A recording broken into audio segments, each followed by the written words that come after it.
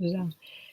Boa noite a todos e a todas, bem-vindos a esta sessão, mais uma sessão transmitida. Boa noite a todos e a todas, Deixei aqui o celular ligado. Então, bem-vindos a todos e a todas aqui nessa sessão transmitida pela Cátedra Jaime Cortesão Digital, com esse equipamento e essa plataforma maravilhosa. A gente também aqui é uma atividade ligada aos seminários do Laboratório de Estudos de Cartografia Histórica da Cátedra, e estamos muito felizes de finalmente ter a presença, ainda que virtual, do professor Onésimo Teotônio Almeida,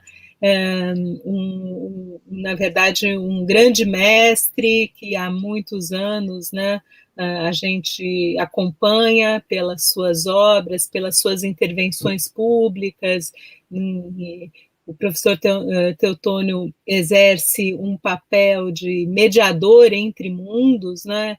Ele não só representa os portugueses nos Estados Unidos, na cultura anglo-americana, como também faz o trânsito, né, entre Brasil, os Açores, as ilhas, né, o Portugal insular com o Portugal continental, e, enfim, essa atividade do professor Onésimo, né, como articulador, né, do mundo criado pela cultura portuguesa, digamos, talvez a sua marca de sua contribuição, né, ao pensamento e à cultura intelectual, não só de língua portuguesa, mas nesse esforço de entender também o universalismo, né, que envolve essa experiência histórica dos povos, né, de língua portuguesa. Eu rapidamente vou falar, todos sabem que o professor Onésimo atua na Universidade Brown há muitos e muitos anos, onde ele leciona tanto nos cursos de graduação quanto nos cursos de pós-graduação, sempre trabalhando na vertente de uma história do pensamento, numa história das epistemologias ligadas, né, à produção cultural portuguesa. Ele também é responsável, né, por várias iniciativas, eu já mencionei, ligadas ao que a gente chama hoje em dia de história pública, né? Então, coordena e produz programas de rádio, programas para a RTP dos Açores, e também como editor também de um jornal bilíngue. A gente pode considerá-lo, né, na verdade, um desses intelectuais, né, que transitam entre, né, a esfera da erudição e do público mais alargado. Nesse sentido, então, é muito bem-vindo que a palestra, essa ocasião, seja dedicada também aos alunos de graduação, e estamos muito felizes com a presença e o aceite de fazer essa conferência. Antes de terminar, eu queria também dizer que o momento é propício, né? A gente está aproveitando esse momento para falar um pouco do último livro que o professor Onésimo lançou, e cujo título... ai, meu Deus... O Século dos Prodígios, a ciência no Portugal da expansão. Esse livro recebeu numerosos prêmios da Fundação Gulbenkian, entre outros. É um livro incontornável, é um livro que os historiadores devem ler, porque ele situa a maneira como, né, o tema da ciência e do pensamento moderno, né, foi recebido em Portugal e fora de Portugal pela cultura anglo-saxônica e protestante. Então, um livro que nós, historiadores, nos beneficiamos, porque a partir dele nós conseguimos refazer um pouco a tessitura das grandes controvérsias, né, entre os literatos e também os homens de ciência, do século XVI ao século XX. Né? Essa é uma marca do Onésimo. Ele realiza suas viagens, né, no tempo, né, como, inclusive, é o título de um dos seus livros, né, Viagens na Minha Era, que eu acho muito, enfim, um convite, né, à reflexão sobre as temporalidades históricas e o papel dos estudiosos. Então, com isso, eu passo a palavra ao professor, agradecendo em meu nome, em nome da cátedra, e também das minha colega, Ana Paula Megiani, também professora da área de História Ibérica e atualmente nossa vice-diretora da Faculdade de Filosofia, e agradecendo também os colegas que eu já vi aqui no chat, que compareceram, que estão aqui virtualmente conosco nessa jornada virtual. Obrigada. Então, a palavra é sua, professor. Muito obrigado. Para o Brasil deve ser boa noite. Eu começo a falar e vocês aí desse lado começam a pensar que sotaque é esse, o dele, e quando falo para brasileiros, sobretudo via Zoom, tenho que tomar cuidado porque tenho a tendência para falar depressa, e se começo a falar depressa, o português de Portugal é um pouco gutural e nós temos fama de comer palavras mesmo que não tenhamos fome. Bom, então, é um prazer estar aqui, professora Iris. Eu tenho colaborado com a professora Iris, ela faz parte da direção do e-Journal of Portuguese History, que já vai quase em 20 anos, publicamos para o mundo de língua inglesa sobre temática de história lusófona, não é apenas de Portugal. Tem sido um prazer trabalhar com ela. Ela pediu-me para eu falar sobre o livro e ela disse-me, por favor, não leia, é melhor conversar. A vantagem de ler um texto é porque o texto está escrito e nós não fugimos dali, e eu estou agarrado à leitura, não corro o perigo de falar muito depressa. Depois, como é um assunto sobre o qual eu trabalho há 40 anos, há tanta informação, e há o perigo de, ao falar assim extemporaneamente, perder-me numa nota de rodapé, desviar-me e dar por mim ocupando tempo fora das questões centrais. Eu pedi à professora Iris que me dissesse, quando chegasse à altura, quando ela achasse que era tempo de parar para conversarmos, que ela o fizesse. Portanto, eu vou fazer esta charla, não é uma conferência, uma charla que é uma conversa. E se esta conversa despertar em alguns dos telespectadores algum interesse em continuar a conversa por e-mail, por Zoom, eu terei todo o gosto.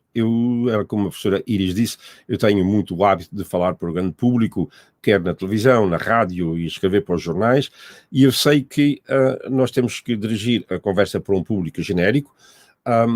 Neste caso, eu vou pensar em alunos de pós-graduação, portanto, não vou falar para o público, não vou ser demasiado genérico, vou focar-me nos alunos de pós-graduação, e se qualquer um de vocês tiver interesse em aprofundar, em continuar a conversa, peçam à professora Iris o meu endereço eletrónico e continuaremos. Quer dizer que eu vou dizer algumas coisas e espero que desperte o interesse em alguns de vocês. Eu entrei nessa questão, a minha área de formação é filosofia, mas eu trabalhei na questão da ideologia e depois interessei muito sobre a questão das mundividências, que é o modo como o mundo é visto por uma pessoa, mas também por uma comunidade. Cada comunidade, há várias comunidades, e dentro do país há várias comunidades, é um erro pensar-se que os brasileiros pensam assim, ou que os portugueses pensam assado, ou os ingleses pensam de outra maneira. Mas há dentro de cada país, há comunidades que partilham um determinado paradigma com uma determinada visão das coisas, pelo menos em relação ou acerca de um certo número de questões. Bom, então, o que acontece é que eu comecei por razões históricas que não importam agora aqui, comecei a lecionar aqui na Universidade de Brown, cursos de português para alunos americanos, e comecei a perceber-me e comecei a interessar muito e a ler porque eu estava eu devia estar a lecionar curso de cultura portuguesa e eu comecei a ler coisas sobre a cultura portuguesa escrita pelos melhores pensadores do mundo lusófono, mas também estava formado em filosofia e olhava o mundo do ponto de vista anglo-americano. E então eu vi que havia duas maneiras de encarar uma realidade e comecei a reolhar para a história de Portugal do ponto de vista anglo-americano. Mas, ao mesmo tempo, também olhava para o ponto de vista anglo-americano e notava um enorme desconhecimento, que havia um enorme desconhecimento e preconceito em relação à história de Portugal. Como eu fiz cursos de filosofia da ciência e também fiz história da ciência, notei enormes lacunas e uma incapacidade da parte do mundo anglo-americano de perceber o que é que tinha acontecido em Portugal no período dos descobrimentos. Eu tenho evitado ao máximo ser nacionalista, eu detesto o nacionalismo, mas uma coisa é o nacionalismo, outra coisa é olhar para a realidade, para os fatos. Os anglo-americanos são muito agarrados aos fatos. E quando a gente lê suas narrativas da história do século XV e XVI, é impossível nós não pensarmos assim. Mas então, vocês são tão interessados por fatos e não se apercebem de que há falhas graves aqui na vossa narrativa. E no meu diálogo com os portugueses, eu tenho... há uma visão demasiado nacionalista em alguns historiadores lusófonos, e eu digo-lhes, quando dialogo com eles, digo, tenham calma, não é bem assim, leiam o que se passa fora de Portugal, porque não é assim tão chegam às vezes a falar em revolução científica em Portugal. Não, isso não aconteceu. Estamos a falar no século XV e XVI.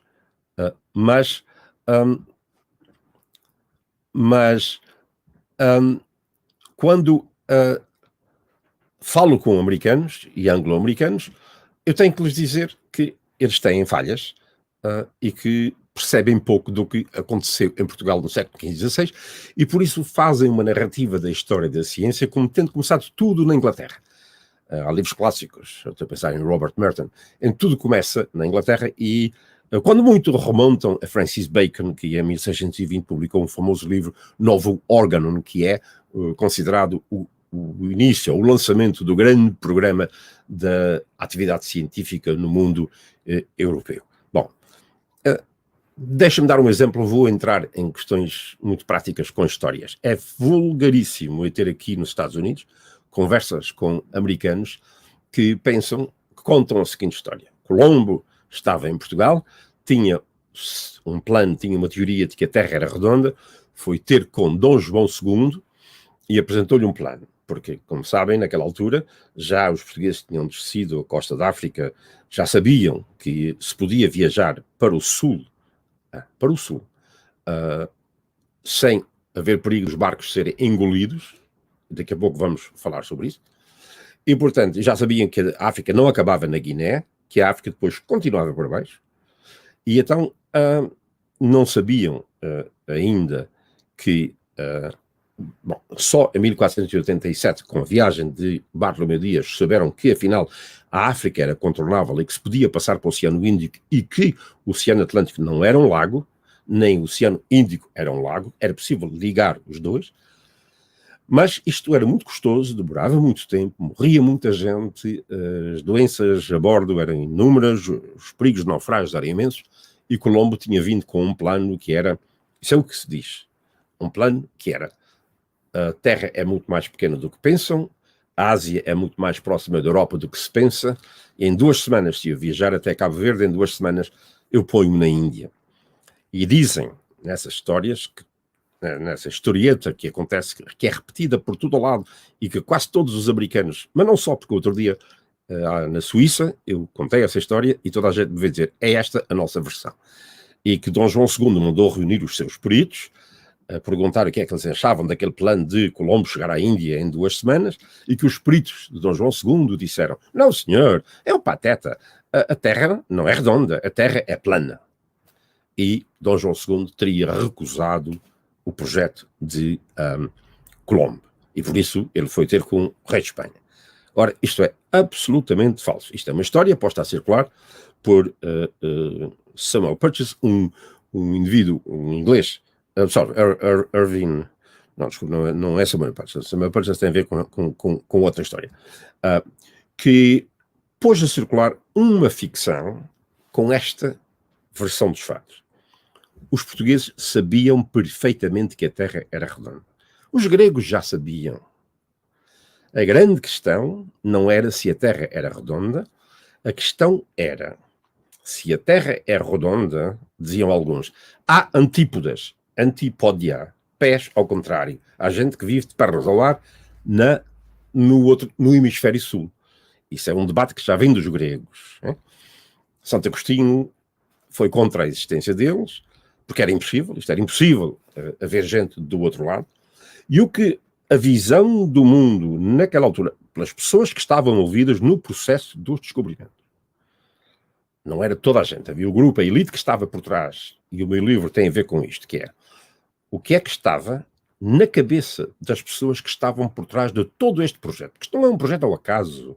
Há um grupo de gente pensante que pensava cientificamente estas coisas e normalmente a história não se debruça sobre eles. Então, o que é que estava na cabeça deles?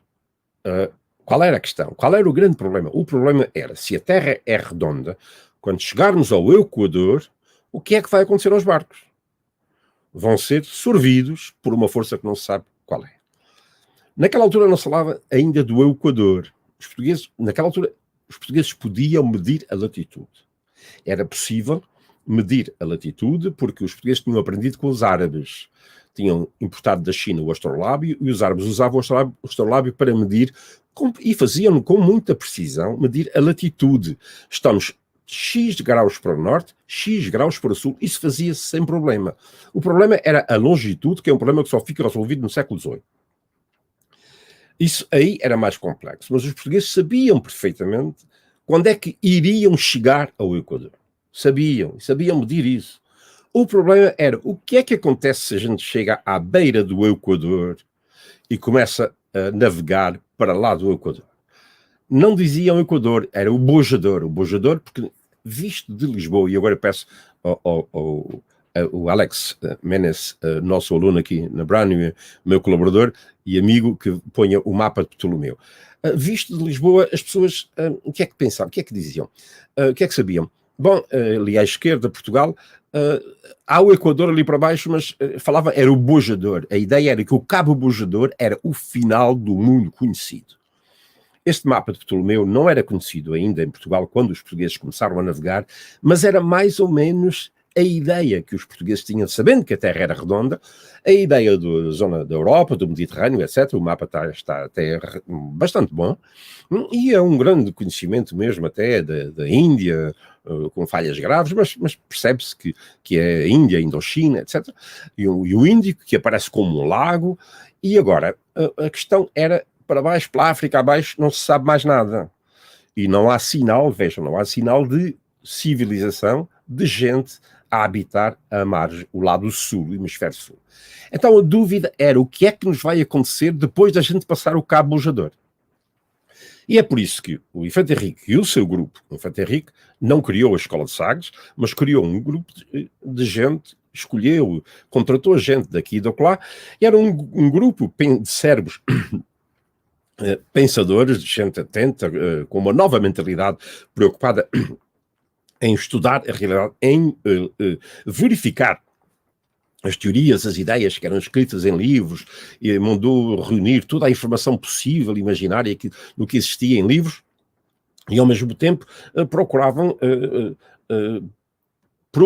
não só programar as viagens, mas tentar projetar o que é que os portugueses encontrariam à medida que fossem avançando nas viagens.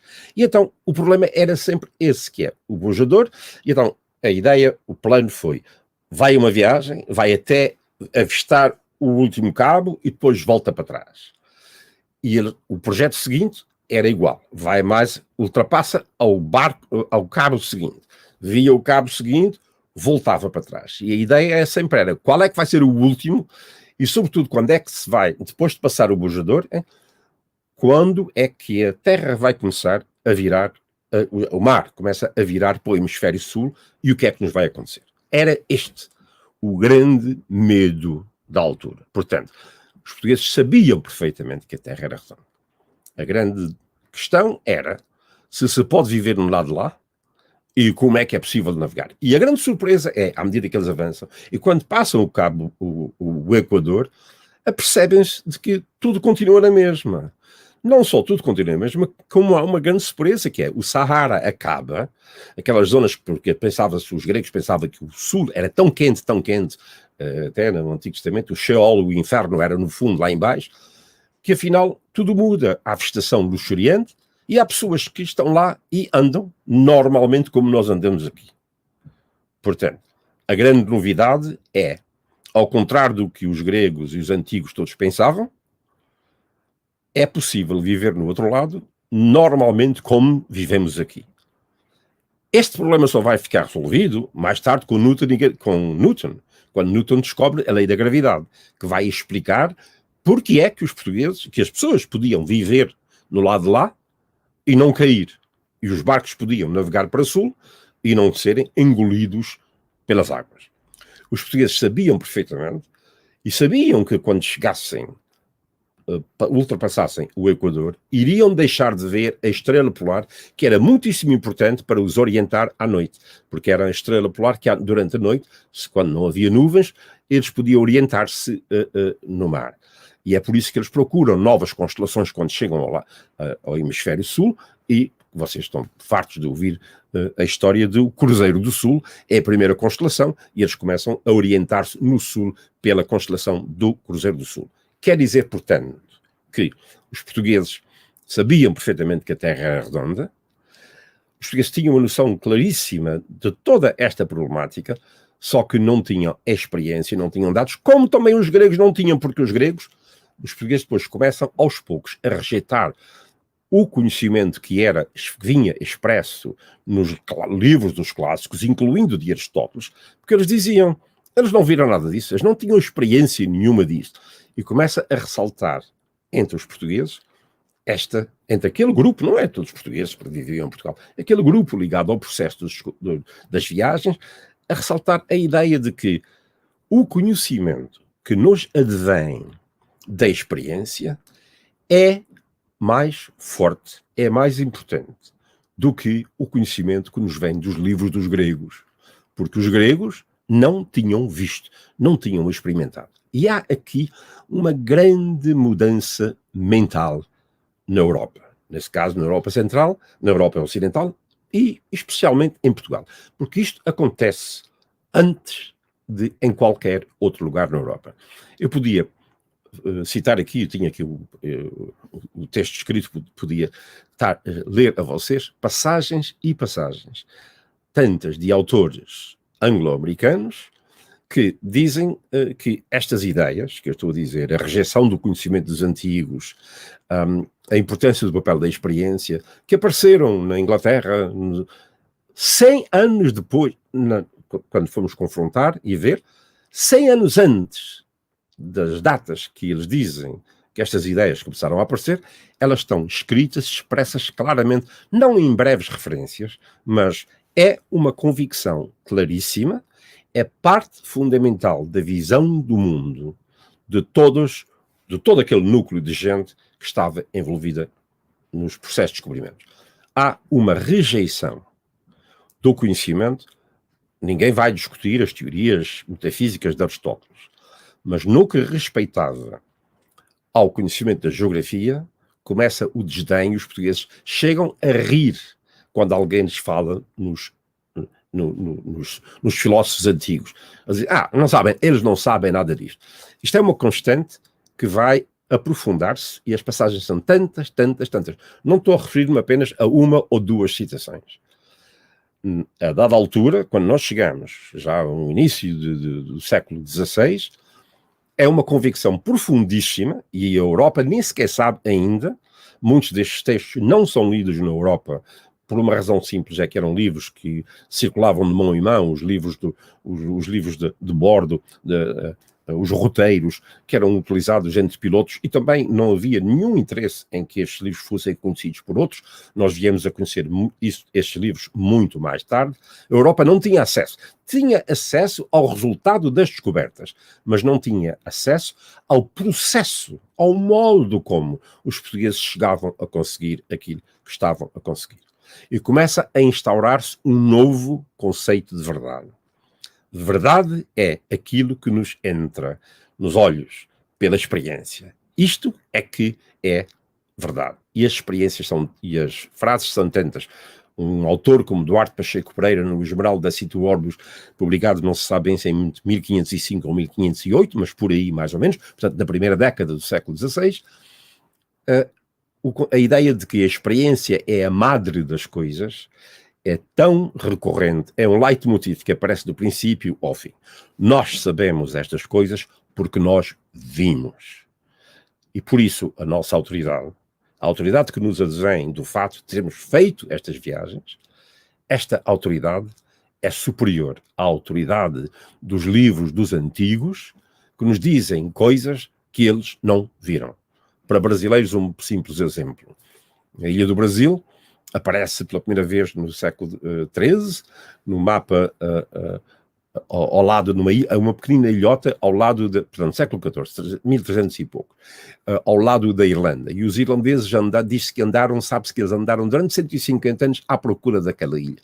Então eles iam, e isso aparece nos mapas, porque quando faziam os mapas, colocavam as ilhas que eram referidas neste livro e naquele, e de modo que, quando olhamos para mapas como, por exemplo, de Joana Pizzigana, de 1424, vemos ilhotas por ali salpicadas, e se nós formos naive, diremos, as pessoas que não sabem de mapas dizem, mas estas ilhas estavam aí, foram descobertas antes. Não foram descobertas.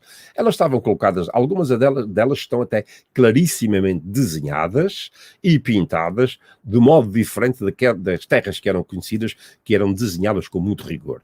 A ideia isto parece que está aí, os barcos passavam lá, não encontravam, a experiência não confirmava a existência dessas ilhas, e essas ilhas desapareciam, ou então, em regra, não desapareciam, eram chutadas para baixo, mais para o sul. A Ilha do Brasil chegou a ser, aparece em mapas como uma ilha dos Açores na terceira. Hoje só resta lá o Monte Brasil. E, portanto, quando chegam lá abaixo ao Brasil, desesperados por não terem encontrado o Brasil, e encontram a ilha de Vera Cruz, e alguém mais tarde disse, isto deve ser a ilha que nós andamos há 300 anos à procura, e é esta ilha. O fato de ter lá para o Brasil ajudou muito a dizer, por causa do pau-brasil, claro, havia pau-brasil em muitos outros lados e não se chamou Brasil outras terras que produziam pau-brasil. Ali é que disseram, esta deve ser a ilha.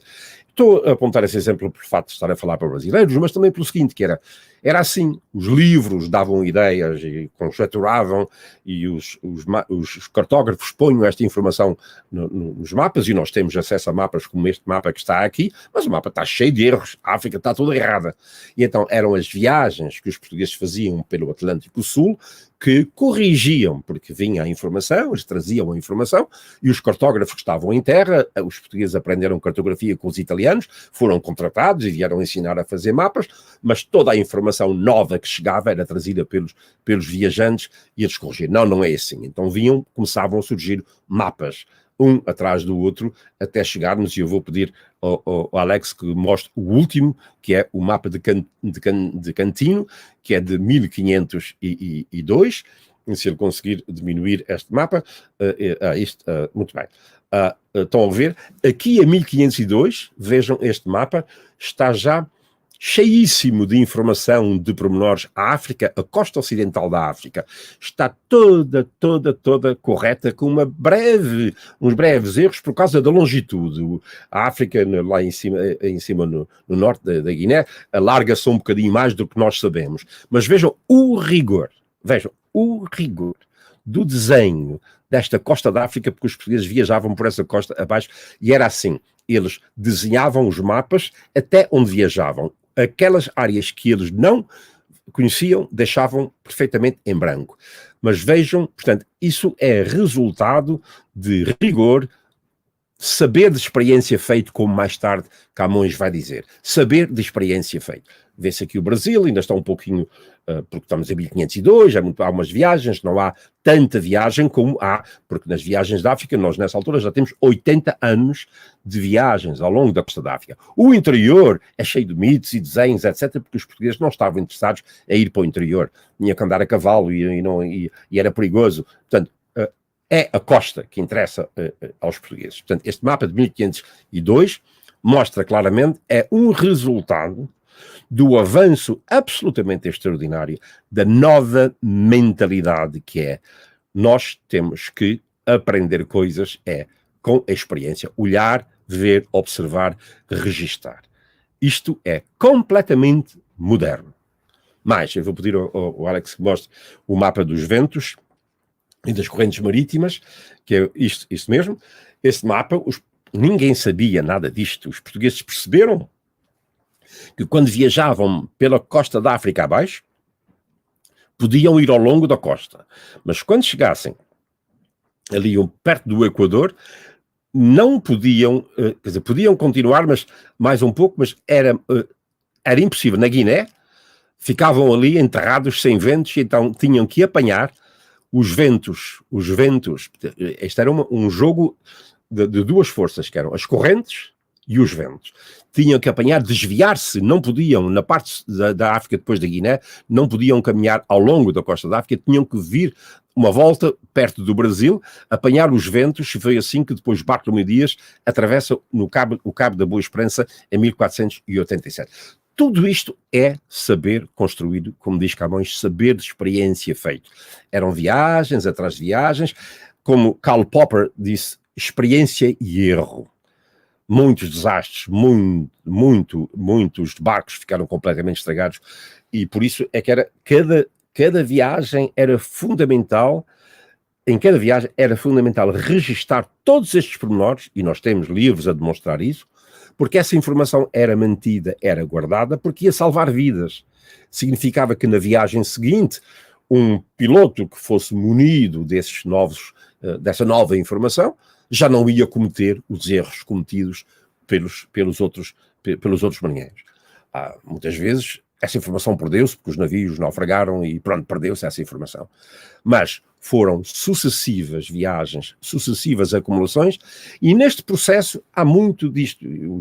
Estes livros estão cheios desse tipo de diálogo entre os marinheiros, as pessoas que vão nas viagens, que vão tomar nota de tudo aquilo que veem, e levam instrumentos de medir e fazem medições, a distância do Sol, que era importante, mas também instrumentos de toda a ordem, e depois chegam a Lisboa e vão conversar com uma grande figura dos descobrimentos, que é desse processo todo, que era, por exemplo, o matemático Pedro Nunes, que nunca viajou.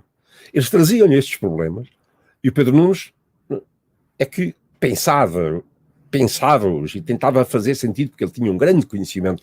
Era um grande matemático, naquela altura matemática é um homem que é um cosmógrafo, que tem uma visão do mundo e que estava informado, mas ele estava constantemente a confrontar os conhecimentos que ele aprendia nos livros e aquela informação que era trazida pelos marinheiros. Há um caso claríssimo, e é interessantíssimo ver isso. Dom João de Castro, estamos em 1530, Dom João de Castro é também um homem com uma grande mentalidade moderna, muitíssimo interessado na análise empírica, no tomar nota de tudo, das observações, levantar questões, e até mesmo fazer experiências para experimentar, por exemplo, quando eles passavam no Cabo das Agulhas, chamavam Cabo das Agulhas porque a bússola ficava louca, mexia-se muito, não conseguiam atinar onde é que era o norte, e então o que é que faz? O Dom João de Castro mandou usar uma pedra especial para limar todas as agulhas, e eram 5 para ver se havia limar com pedras diferentes para saber se o problema era do modo como eles limavam as agulhas, porque punham as agulhas em cima de azeite num balde com água para ficar à superfície, para não ter atritos, para indicar onde é que era o norte. Portanto, Dom João de Castro faz experiências ou experimentos. É diferente de experiência. O experimento é pensar assim: se isto for assim, deve funcionar assim. é diferente de simplesmente coligir informações pela experiência. Já há aqui uma elaboração teórica que é, se calhar, o problema é este, e vamos testar. E Dom João de Castro faz e leva ordens, instruções de Pedro Nunes, e vai de viagem e toma nota. E em vários casos, Dom João de Castro diz, bom, este caso, é assim, estas questões eu não entendo, não consigo dar resposta, eu levo para Pedro Nunes. E em alguns casos ele diz com humor assim, bom, esta vai ficar para Apolo. Significa que nem Pedro Nunes vai conseguir dar resposta. E, portanto, há aqui uma outra faceta, que é a faceta entre a experiência prática e a experiência teórica, e o aperfeiçoamento das tecnologias. Porquê? O que é que acontecia? Os marinheiros chegavam e queixavam-se. O barco, por exemplo, os barcos, com o calor, os barcos eram construídos de madeira muito verde. Com o calor, a madeira secava e abria brechas enormes e a água entrava. Era preciso calafetar e havia gente sempre a calafetar os barcos. Então, eles chegavam à terra e queixavam-se dos problemas que encontravam. E então, o grupo que trabalhava em terra tinha que arranjar soluções técnicas para melhorar, resolver esses problemas. E há esse diálogo entre os teóricos e entre os fazedores, os fazedores de instrumentos. Isto é um pouco rústico, isto precisa ser mais fino, porque isto não funciona, etc. E este diálogo existe. Quer dizer, em todo este processo, por trás daquilo que nós sabemos, que é o avanço nas viagens pelo Atlântico Sul, o grande período de descobrimento, o avanço da ciência, é nessa altura. Vão encontrando tanta novidade durante todo este processo, que a mentalidade é um grupo de gente a vários níveis. São os matemáticos, os cosmógrafos, são os pilotos, era preciso instruí-los, treiná-los, são os construtores de barcos, são os construtores de instrumentos, e é como pensem nisso hoje, que é hoje em Santa Fé, ou em Palo Alto, ou aqui em Boston, em várias universidades, há cientistas a trabalhar em projetos tão avançados, e o público americano e o público do mundo não faz a menor ideia do que é que está a acontecer. Portanto, o que estava a acontecer em Portugal era exatamente assim.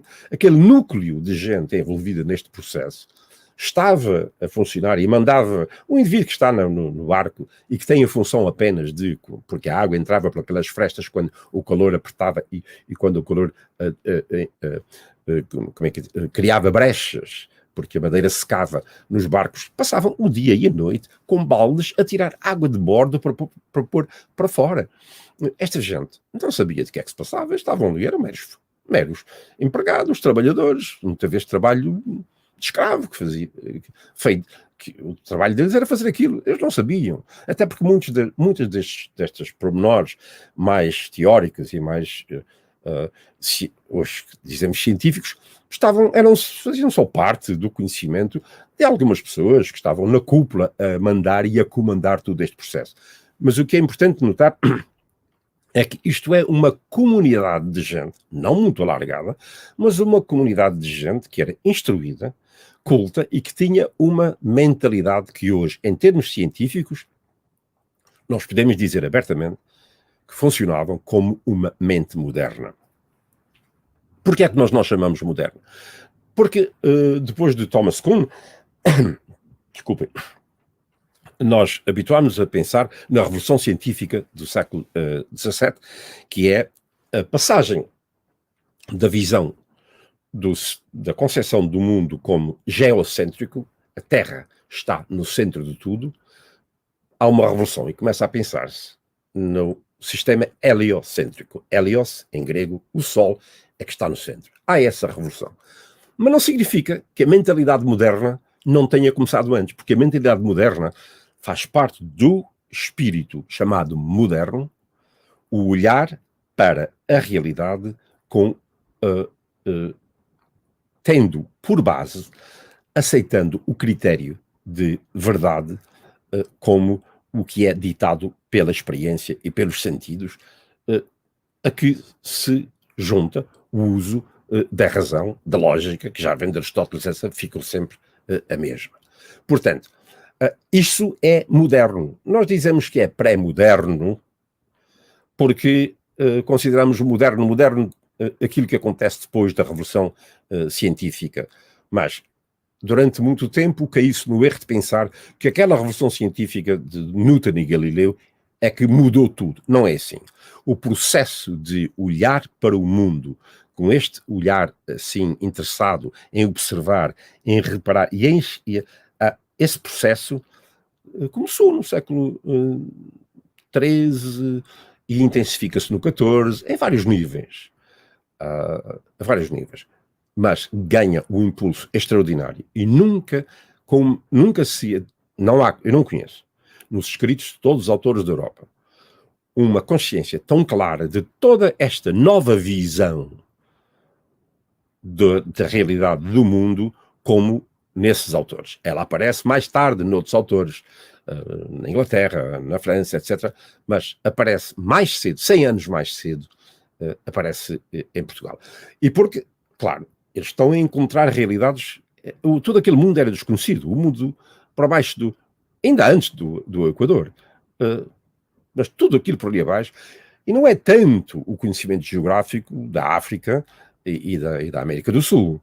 Porque, bom, era novo, não era conhecido.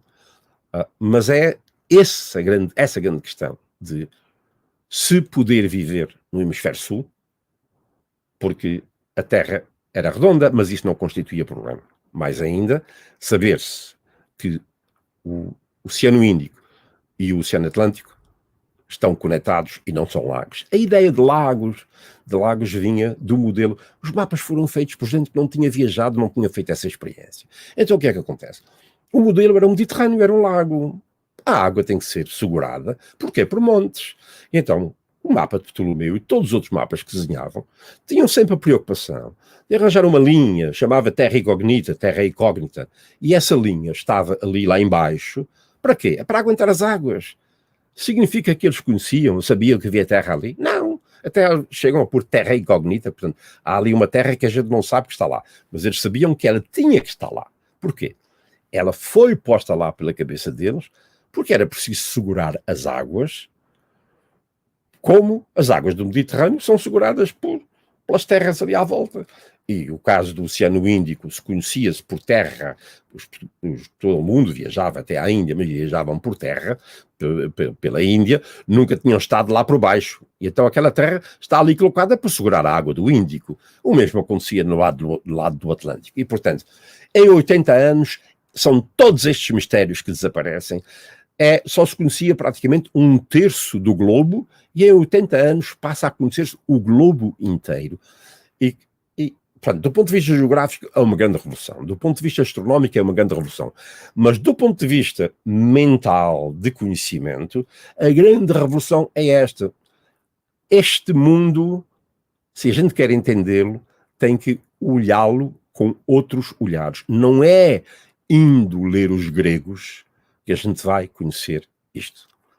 É indo experimentando, observando, registando, teorizando, testando, fazendo experiências, e a partir de uma base que empiria significa experiência, construir conhecimento sólido a partir daí.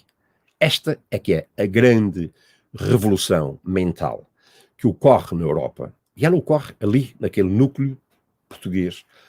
Agora, deixa-me só dizer, Aristóteles tinha a noção da importância da experiência. Ao contrário de Platão, Platão não achava que a experiência fosse importante. O conhecimento de Platão vem completamente de cima. O de Aristóteles, que foi aluno dele, foi aluno de Platão, mas achava que Platão estava errado, virou tudo ao contrário. E disse, não, o conhecimento tem que começar por baixo. Só que ele sabia disso e ele pus isso em prática quando estudava pássaros e aves. Ele dissecou 500 e tal animais e ele fez observações curiosíssimas, interessantíssimas. Ainda hoje os biólogos acham que Platão é um biólogo moderno.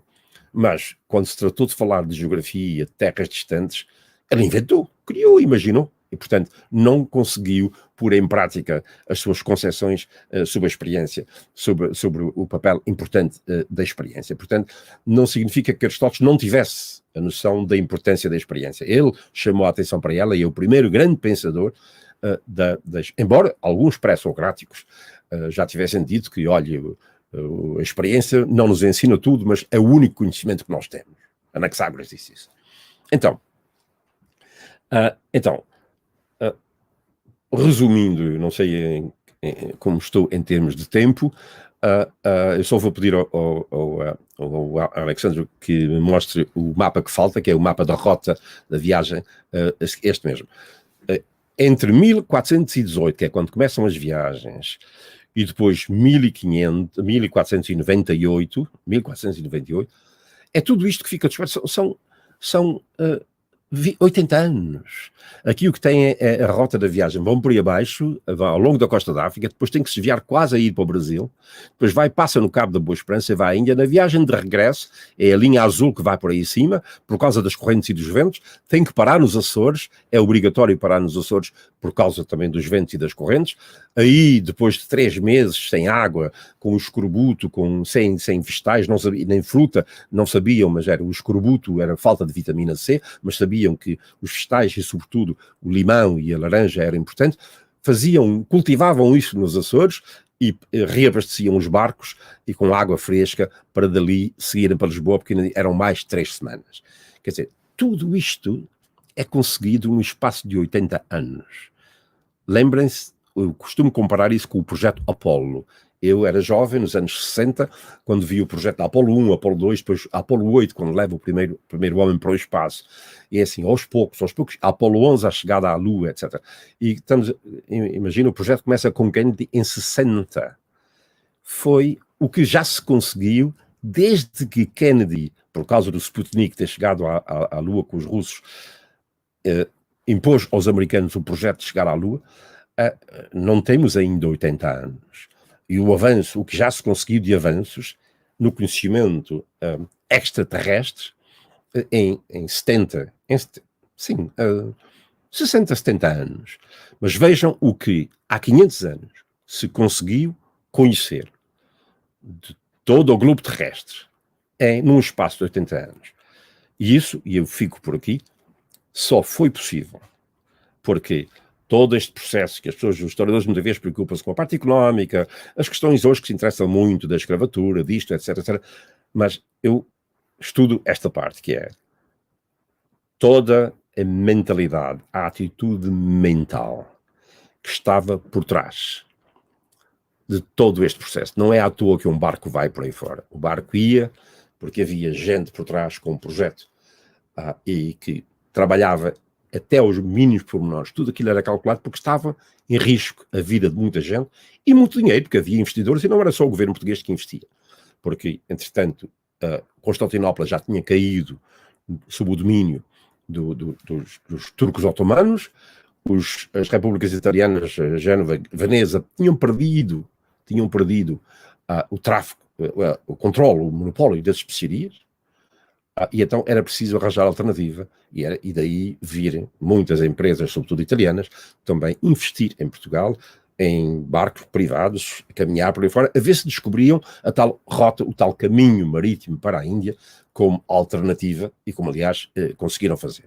Portanto, há muitos historiadores da história económica que estudam isso sob o ponto de vista da história económica, os antropólogos, do ponto de vista da antropologia, e o que tem faltado, alguns historiadores portugueses têm se interessado sobre isso, tenho que mencionar o professor Luís Albuquerque, mas há alguns estrangeiros, como por exemplo Roy Hoykaas, um holandês historiador da história da ciência, porque por acaso sabia português, era o primeiro a descobrir que há um manancial imenso de documentação que nos dá uma quantidade grande de brilhante, interessantíssima, totalmente nova informação sobre o que estava por trás de todo este projeto. Isso tem-me fascinado. Eu reparo que os anglo-americanos, porque não sabem português, não têm acesso a eles, e então dizem que começou assim, assim, assim, e esquecem-se que não foi por acaso que todo este projeto, todo este processo, em tão pouco tempo, aconteceu. Não foi por acaso. Eu fico-me por aqui, não sei se já cheguei à hora, mas poderei desenvolver qualquer uma dessas questões na conversa com vocês. Tá? Muito bom, Onésimo, muito obrigada por essa, enfim, essa viagem aí através, né, dessas décadas de experimentação e de sistematização desse conhecimento. Eu sempre chamo a atenção dos alunos que essas experiências, esses experimentos, eles tinham também um locus de acumulação, quer dizer, a Casa da Índia, os armazéns, quer dizer, lugares que também produziram um conhecimento, não é, que permitiu, ao longo prazo, a construção de uma expertise náutica também. E eu queria te fazer algumas perguntas, também recebemos questões dos colegas, o Daniel Strum aqui pedindo para que você fale um pouquinho, para que o Onésimo fale um pouco sobre a importância da tradição árabe nessa acumulação, nesse processo de descoberta, né, dos novos mundos. Cita aqui o Al-Biruni, e depois eu faço outras questões. Sim. Bom, isto de questão dos árabes é um capítulo enormíssimo e eu não sou o maior especialista disso, não sou, há tanto sobre isso, mas resumindo, são os árabes que se apercebem desde muito cedo que o conhecimento dos gregos era importantíssimo. E são eles que aprendem com os gregos. Mas os árabes, por razões religiosas, não estão interessados nem na filosofia, nem na metafísica de Aristóteles, nem dos gregos. Estão interessados em áreas muito específicas. A astronomia, a geografia, a medicina e a matemática. Porque as outras respostas... Há um som, desculpa, alguém que tem um som ligado e está a ser difícil para mim. Tá. Então, os árabes interessam-se por estas questões e traduziram para árabe muitos livros dos gregos, esses livros que lhes davam essas respostas.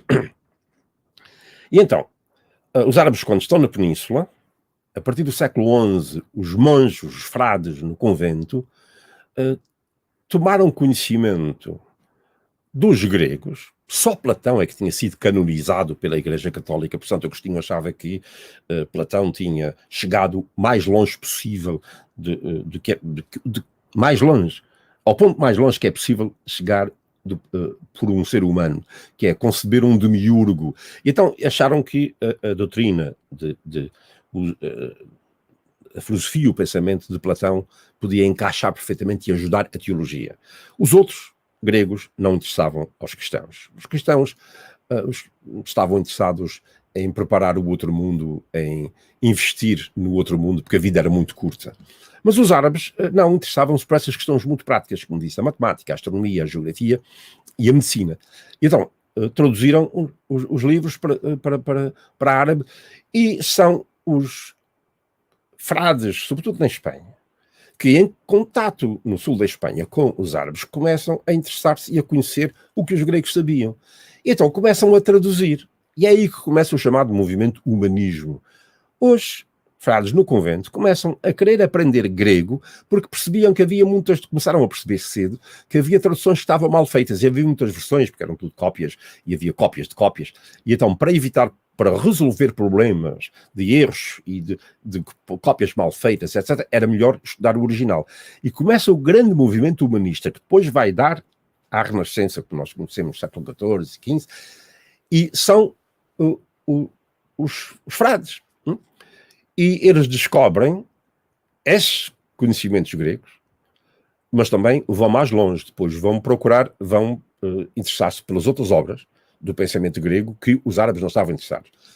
Mas há imenso conhecimento empírico que vem pelos árabes. A matemática, por exemplo, os árabes tinham problemas práticos que era para resolver, que é como orientar-se no deserto se não têm nada, não têm nenhum ponto de referência a não ser as estrelas e o sol.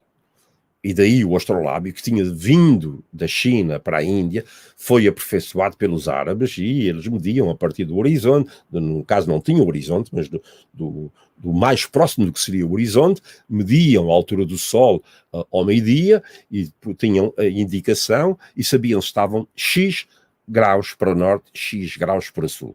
Este é um exemplo de conhecimento que são os árabes que levam para a Península Ibérica e que depois os portugueses, quando estão interessados nisso, quando o Frei Henrique andava por todo o lado a procurar de informações e o que é que mandava gente a procurar, sempre que ele ouvia, um livro tal, manda-lhe trazer o livro, e eles trazem as tábuas. Entraram também por Afonso X o Sábio, estas tábuas estavam por ali. Então este trabalho já estava feito. Só o que é que eles fazem? Transportam isso para o mar, que é igual. Pois vão para o mar, vão ter um problema diferente, que é no mar, com o mar, as ondas e o mar a mexer, não há estabilidade suficiente para se medir com exatidão a altura do sol. Se o mar está calmo, ainda vai, mas se o mar está bravo, não. Era por isso que sempre que ele chegava, que é ler os Lusíadas, vê que o piloto, quando chegava à Terra, a primeira coisa que vai fazer, está lá registado, é medir, porque ali a Terra está firme, e é mais seguro para medir exatamente a que distância é que nós estamos, e era por isso também que no mar eles faziam várias medições e depois tiravam a média, porque era uma maneira de chegar. Estão a ver, já um avanço científico bastante forte, que era importante, que era tirar a média. Muito desse conhecimento vem até nós pelos árabes. Isto foi esquecido durante muito tempo, mas hoje, felizmente, esse trabalho está a ser feito. Mas reparem, é esse conhecimento empírico que é o que importa para a altura, que eram as áreas que aos árabes interessavam, porque do ponto de vista de ideias, do ponto de vista de filosofia, etc., a resposta para os árabes veio sempre do Corão e não tinha que vir dos filósofos gregos. Eu espero, em resumo, ter respondido à questão. Podemos entrar em mais pormenores, se quiserem, mas calculo que haja outras perguntas.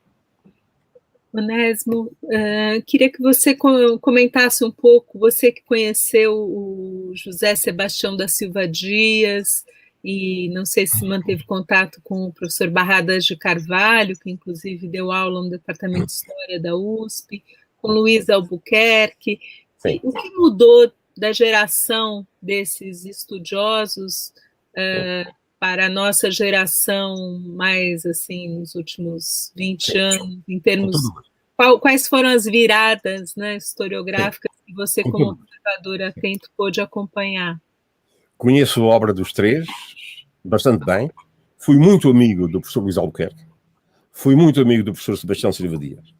Não conheci Barradas de Carvalho porque ele morreu relativamente novo. Mas devo muito à obra dele, porque Barradas de Carvalho, na França, teve uma experiência semelhante à minha. Ele lia os historiadores franceses sobre os descobrimentos.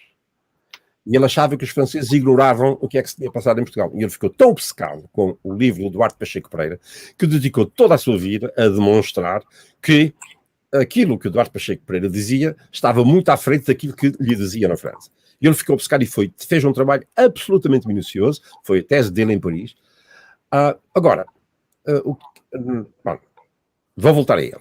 Luís Albuquerque era um matemático, que depois acontece a muitos matemáticos. Os matemáticos, como os músicos, fazem grandes criações, invenções, composições durante a primeira fase mais jovem da vida, mas depois não, porque são conhecimentos que não são necessariamente cumulativos, dá-se saltos, e depois entram na história. Luís Albuquerque tem uma mentalidade empírica, de estudioso, de matemático, e começa a meter-se nos descobrimentos, e é um homem que muito agarrado aos fatos, muito agarrado à análise, e oferece-nos escritos incríveis, extraordinários, uma fonte imensa de informação.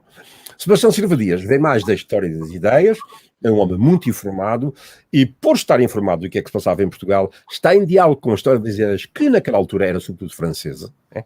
E ele, em diálogo com eles, chama a atenção para muitas das coisas que acontecem em Portugal. Eu li os três.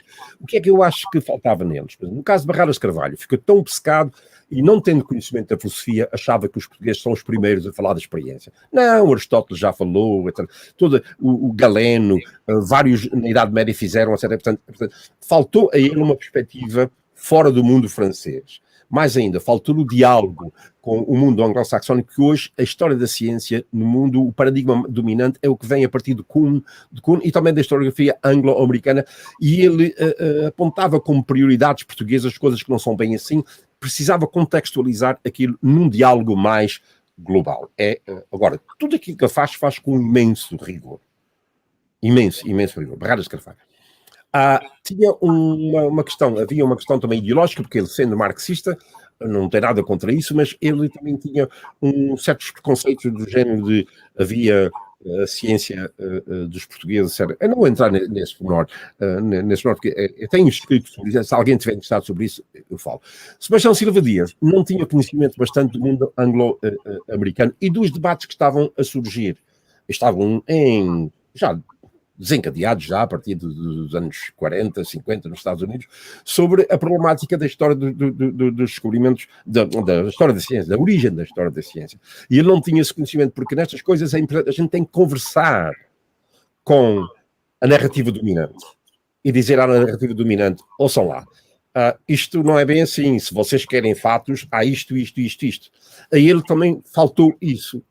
Agora, qualquer um destes três historiadores são os principais historiadores portugueses que se interessam por estas questões e que levantam tanta informação, e a mim me ajudaram imenso, porque eu não tive que andar a investigar, era só ler o que eles já tiveram.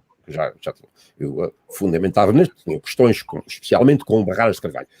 E fiz isso num texto publicado na Academia das Ciências, por acaso convidado pelo professor Luís Albuquerque, já em 1984. É nessa altura que eu começo nestas questões. Agora, devo imenso a todos eles, porque estas coisas são uma conversação, quer dizer, eu deixo as coisas agora aqui, mas há outra gente que vai continuar, que isto não acaba aqui, quer dizer, a ideia, o importante sempre é aprender com aquilo, aprender com os outros que tiveram coisas novas a dizer, aprender, reformular questões, trazer as coisas para um outro nível, ou neste caso, o diálogo com o mundo anglo-americano, e depois dizer, continuem vocês, porque eu não estou aqui, isto há que continuar. Estas coisas estão sempre em processo de aperfeiçoamento, de compreensão melhor e em novos contextos. Devo imenso a todos eles.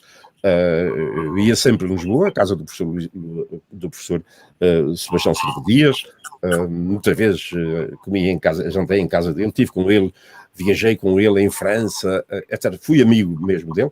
Com o professor Luís Albuquerque, eu ia sempre almoçar com ele à Academia das Ciências, eu era novato e aprendia tanto com ele, e portanto faço sempre questão de dizer, devo imenso a todos eles.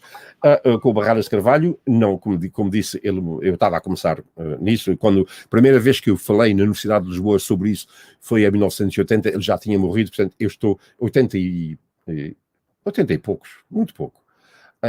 81, 82, ele já tinha morrido, portanto, quando eu começo a falar sobre essas questões, ele já tinha morrido.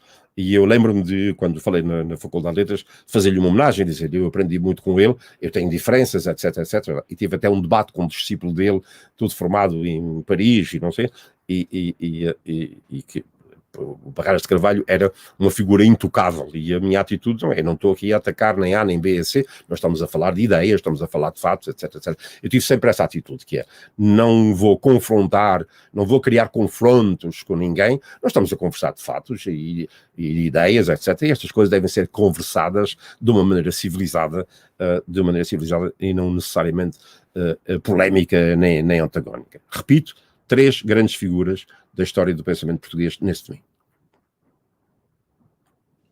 Tem duas questões. Tá ruim aqui. Acho que melhorou, né? Talvez, Onésimo, se você desconectar o som? Pronto, assim, melhor. Eu vou ler mais 2 questões juntas, uma da nossa querida Gisele Cristina da Conceição, se o professor acredita que é possível observarmos níveis de cultura científica distintos, contudo, sem imprimirmos ideias de valor a essas culturas. Então, se poderia falar um bocadinho sobre isso. E ela também, na verdade, eu li aqui, ela fez uma pergunta em várias partes, ela cita o Stephen Shaping, é contrário à ideia de uma racionalidade universal e propõe a ideia de muitas e diversas racionalidades específicas, resultantes das tentativas de se responder a problemas pontuais, geograficamente localizados, politicamente impulsionados e socialmente circunscritos. O Silvio Ferraz dos Santos, que é nosso estudante do curso Ibérica, ele pergunta, temos conhecimento do processo de desenvolvimento técnico das embarcações e os processos envolvidos nesse desenvolvimento? Como foram adquiridos os conhecimentos necessários para isso? Acho que são duas questões interessantes. O Daniel Lax pergunta que, já que falou da falta de conhecimento da língua como problema para que os documentos não fossem conhecidos, na verdade, o que acha que a supressão dessa parte da história, ele está se referindo à história árabe, também favorece uma dominação do mundo anglo-americano contemporaneamente como centro, mantendo outros locais como periféricos e semiperiféricos. É uma questão mais de natureza historiográfica, e essas outras de, enfim, o desafio, né, de lidar com contextos de níveis culturais e científicos diferentes. Quer dizer, no fundo, os portugueses, desinsularizaram também o processo, né, de construção dos conhecimentos, né, seja na geografia, ou mesmo na linguística, ou na própria maneira de pensar o tempo e a cronografia, né? Quer dizer, os portugueses, ao realizar essa expansão interoceânica, né, eles também colocaram em circulação, né, as diferentes partes e as diferentes comunidades de saber que antes, até então, não se conectavam. Não sei, eu tentei aqui sintetizar um pouco, mas são questões difíceis, mas o professor fica à vontade para responder o que achar pertinente. Bom, eu respondo às três com muito gosto, só que as três estão separadas. Eu tomei nota aqui a ver se não me esqueço. Se eu me esqueci de algum pormenor, diga-me, eu com muito gosto falo sobre isso. O caso da primeira. É preciso distinguir quando é que nós estamos a falar de questões das ciências naturais e das ciências sociais. A questão das ciências naturais, suponhamos que há um modelo ameríndio, uma explicação ameríndia para o universo, ou para o globo, etc. O nosso viés nós aceitamos as verdades empíricas que nos vêm da experiência e das análises, etc., e usamos a razão. Portanto, se o modelo que explicar melhor como é que os astros funcionam, esse modelo está para nós mais correto que o outro. Aí, portanto, eu estou a tentar responder à questão das diversas chamadas racionalidades. Bom, portanto, quando se trata de questões sociais, aí é que é mais complexo. Aí é mais... Agora, no caso das ciências naturais, pode ser chinês, pode ser ameríndio, pode ser... Ou tem dados empíricos e argumenta e a tese está sustentada e provada, ou não está. Né? Na questão das ciências sociais, aí é tudo muito mais complexo. E aí é que se compreende perfeitamente que há visões. Eu não gosto do termo racionalidades. E eu explico porquê. Eu conheço muito bem a obra do Stephen Shapiro e escrevi um prefácio para um livro dele na tradução portuguesa e ele mandou retirar porque ele não gostou do que eu disse no prefácio, porque ele levantava algumas questões, não era apenas laudatório. Portanto, a questão das racionalidades não é racionalidades, são visões do mundo. A racionalidade é apenas um elemento da visão do mundo. Né? A questão dos valores é muito mais poderosa do que a questão dos valores é muito mais poderosa do que a racionalidade. A racionalidade é apenas um elemento de cada visão do mundo. Por isso não gosto de dizer várias racionalidades. São várias visões do mundo. Essas visões do mundo, que incluem crenças religiosas, etc., quando nós tratamos de grupos culturais, elas afetam o modo como as coisas são vistas. E agora, por isso aqui é que é preciso evitar generalizações. Há que discutir se uma questão específica económica, se funciona, se não funciona. Portanto, são questões específicas. Não se pode dizer a visão anglo-americana é melhor do que a ameríndia, não. Mas casos específicos, por exemplo, o caso de uma doença, voltando à questão natural, uma doença, há uma vacina que funciona e há outra que não vacina. A feiticeira não funciona e a vacina funciona.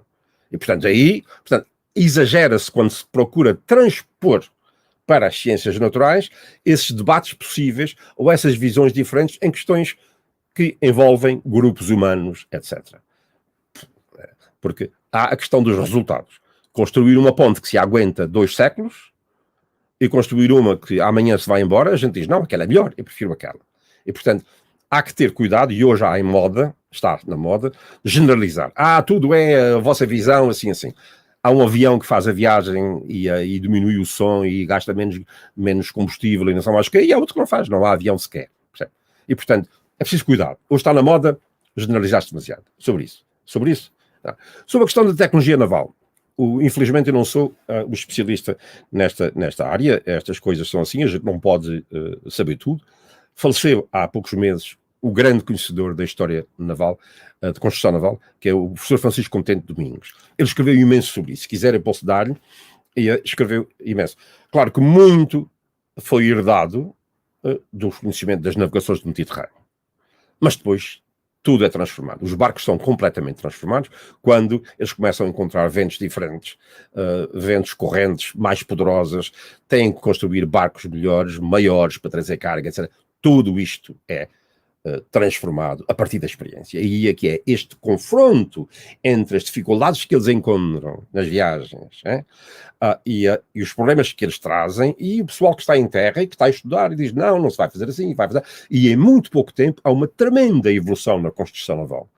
E é toda ela resultado deste viajar, trazer problemas específicos sobre isto, sobre aquilo, sobre aquele outro, o tipo de tecido da vela, tudo isto. Isto é debatido e é melhorado, claro, com, inclusive, ajuda de estrangeiros, porque há muitos estrangeiros envolvidos nisso. Eles vêm, trazem técnicas daqui, da colar, etc. E tal. É um processo tão moderno como hoje acontece. Há contributos de todos os lados e toda a gente está atenta a perceber como é que eu vou resolver este problema, como é que vai, e alguém vem, faz uma proposta, consegue isto, e se forem ler os livros de Francisco Contente Domingos, isto fica clarissimamente demonstrado, e há também, em poucas décadas, os barcos passam de umas casquinhas de nós que vão para aí abaixo, até depois barcos que levam 500 pessoas e que trazem um montão enorme, uma quantidade enorme de cargas, e que têm técnicas de aguentar com as tempestades, etc. Aprenderam imenso sobre colocar a carga mais forte, mais pesada no fundo do barco, e quando não tinha carga pesada, por pedregulhos enormes para garantir equilíbrio ao barco no fundo dele, etc. Portanto, há imenso escrito sobre isso. Se quiser, eu posso dar-lhe essa informação. Aliás, o livro dele, algumas coisas estão em inglês, mas muito pouco. Há imenso desconhecimento. Quando vocês vão ler tudo o que há sobre construção naval no mundo anglo-americano, é quase tudo dos últimos séculos, e há pouquíssimo do que sobre o que se passou em Portugal, mas nós sabemos, graças ao trabalho magnífico do professor Francisco Contente Domingos. Sobre a questão das traduções portuguesas, pois suponho que estou, que é do Daniel Lex, desculpe, bom, isto tem sido sempre o problema. No caso dos árabes, hoje há muito mais no mundo inglês sobre a ciência no mundo árabe do que sobre Portugal, sobre os portugueses. Porque há os árabes, porque há um interesse grande na América e há os árabes, comparado com os árabes, Portugal é um país muito pequeno, não é? Mas há uma grande quantidade de estudos, livros, eu tenho tantos aí, sobre o mundo árabe, e portanto qualquer pessoa, pode não ser de conhecimento público, porque há muitas coisas que acontecem, então os livros, as pessoas dizem, isso não existe, não entra no conhecimento público, também o público não está interessado, mas estes livros existem e narram em bastante pormenor, e há narrativas genéricas. Estou a pensar num livro como David Lindbergh, que é sobre a história da ciência, vai desde os gregos, e tem uma grande secção sobre o contributo árabe que às vezes puxam demasiado do ponto de vista de revolução mental ou teórica, etc, etc. Os árabes não foram muito longe porque o Corão não não deixava. E, portanto, tudo o que era, até o termo razão para os árabes é equivalente, significa estrangeiro. Portanto, quando vêm os gregos com a questão da racionalidade, da razão, isso é um conceito estrangeiro. Portanto, tudo aquilo que fosse interferir com o Corão era perigoso. Agora, na área das ciências naturais e na área da tecnologia, os árabes avançaram imenso. E eu repito, isto é muito conhecido. No caso português, não é conhecido. Eu luto imenso. Eu devia dedicar mais tempo a traduzir, a divulgar estas coisas em inglês, mas hoje também devo dizer uma coisa. Não é uma realidade, não é uma questão que muita gente do grande público quer ver. Hoje querem a escravatura, saber como é que é a escravatura. Se não falar da escravatura, pronto, sei falar disso, mas esses barcos levaram escravos e pronto, é assim. Faz-me lembrar uma história que o historiador americano David Bailyn, um dia o governo americano, mais o russo, os soviéticos, naquela altura, procuraram criar uma detente entre os dois países e pensaram, vamos arranjar um grupo de historiadores dos dois lados e vamos pô-los a conversar. E pronto, é uma maneira de criar um pouquinho, de descongelar o ambiente psicológico entre Portugal, entre os Estados Unidos e a União Soviética. Então, reuniram-se. E logo no início, então os americanos pensaram, bom, vamos falar sobre o século XVIII, que é um século inofensivo. E às tantas, quando o professor americano Bailyn acaba a comunicação, foi ele que me contou essa história. Há um indivíduo que pergunta, o senhor faz isso tudo e não fala e não fala nos escravos. E não fala nos índios. E ele disse assim, nessa altura já não havia índios na história americana, e diz ele assim, não ia porque vocês mataram-nos todos, pronto, e aí acabou. Ele disse, não foi possível, chega-se a um ponto em que não é possível conversar. De modo que estes assuntos que eu estou a falar aqui, para muita gente hoje na academia, por acaso, felizmente tenho alunos todos os anos um curso seminário que eu dou, estão interessados nisso, mas assim, no grande público em geral, o que está a dar é a escravatura, são as questões de raciais, etc, etc, etc. E, portanto, vir com isto, vem assim, cá vem este com um tema branco, europeu, de um país colonialista, etc, etc, etc, etc, etc. E, portanto, também não dá grande entusiasmo andar a bater-me por aí. Mas a razão não é essa, é que eu não sei mais para onde chegar, porque tenho o próximo livro, que é sobre o meu próximo livro, que estou a tentar terminar, é sobre a fase seguinte, que é porque é que em Portugal acontece isso e logo depois entra-se no período da decadência, e há um debate teórico muito grande à volta disso, e eu estou interessado nisso, e eu estou mais interessado em dialogar com os historiadores portugueses sobre isso, ou melhor, é reunir os testes que eu fiz ao longo desses anos, como também reuni para este, mas a minha vida não pode durar sempre e eu não posso fazer tudo, porque são tantas coisas, mas o importante é, se algum de vocês quiser continuar trabalho nesse sentido, eu terei todo o gosto em apoiar e ajudar, porque eu não posso fazer tudo e há muito trabalho que fica por fazer e há muita gente que está por aí capaz de fazê-lo até melhor do que eu, e eu passarei todo o legado a quem quiser. Bom, se tem uma coisa que o professor Onésimo é constante, é ajudar e apoiar. Ele, enfim, nisso é extremamente generoso. Eu sou a testemunha nesses anos todos de trabalho no E-Journal of Portuguese History, e graças a ele a revista existe, subsiste, e é um elemento também que torna público o conhecimento gerado nas universidades portuguesas, brasileiras, angolanas, moçambicanas, cabo-verdianas. Então, é essa atividade de extroversão, né, da produção e de pesquisa nas universidades norte-americanas deve ao Onésimo, né, muito do seu desempenho. E com isso eu termino agradecendo essa aula que nos ensinou a construir, né, contranarrativas ou enfrentar a chamada historiografia dominante, seja lá onde ela estiver. E foi realmente um prazer, uma alegria ter você, professor Onésimo Teotônio Almeida. Também agradecer a nossa ajuda, o Alessandro Menezes, que esteve aqui também apresentando o PowerPoint, o Luiz Otávio Pagano, a Natália Tamoni, e espero que a gente se encontre em breve, em algum momento, seja no Brasil, em Portugal, ou mesmo nos Estados Unidos, ou quem sabe nos Açores.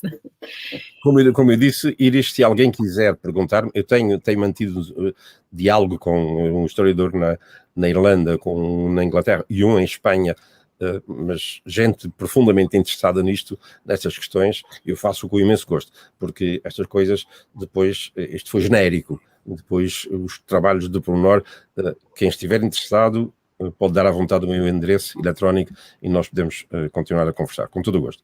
Eu farei. E obrigado, para mim foi um prazer. E quando quiser, estou disponível. Um abraço. Um abraço. E que fiquem todos bem, e boa viagem, bom início de férias também. Obrigada, gente. Boa noite. Obrigado.